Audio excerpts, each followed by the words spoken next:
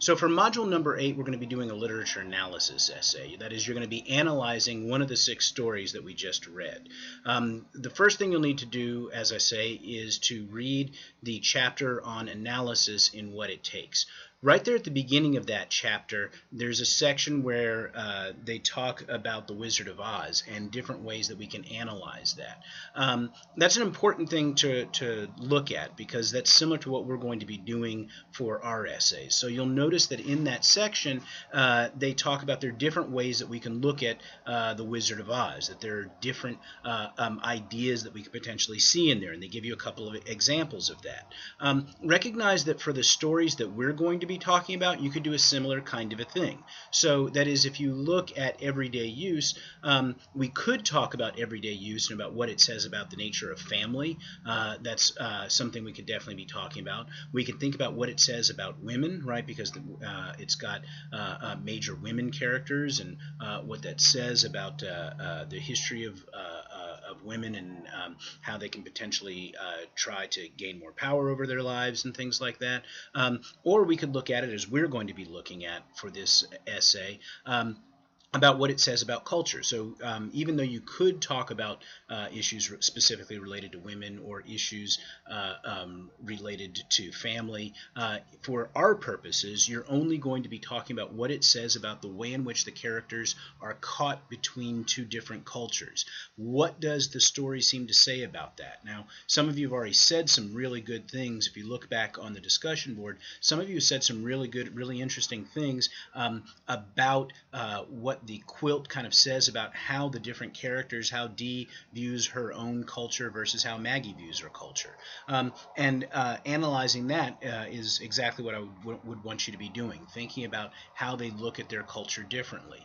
Similarly, if you're looking at something like we came all the way from Cuba so you could dress like this. You could, in another class, you might want to talk about issues of sexuality because the character's a lesbian. But for our purposes, we want to think about what it means for her to be a Cuban American, somebody who came from Cuba as a young girl whose parents are Cuban, and how she's kind of navigating between those 2 different cultural identities. That's the direction that you want to be going. Some stories are going to be easier to deal with here.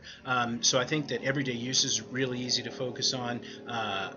We came all the way from Cuba so you could dress like this is easy to focus on. Some of them are a little bit more difficult. The only traffic signal on the reservation only flashes red.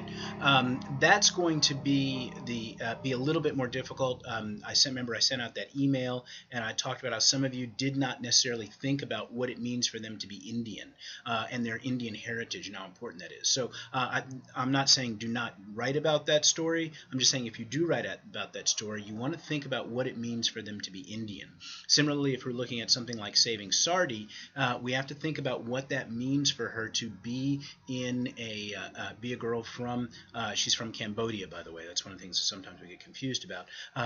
Somebody who grows up who was born in Cambodia doesn't really remember Cambodia. She grows up in the United States, but still has this Cambodian heritage that she has to deal with, specifically because her sister is going to have to deal with that. Her sister feels the pull of that heritage more than she does. So make sure that you're going to be focusing on those issues. For this assignment, after you read the What It Takes, you've got 3 things you'll need to turn in. You've got your thesis proposal. So for the thesis proposal, all you're going to need to do for that is show me what your idea for your thesis is. And remember what a thesis is. It's something that's going to require some proof.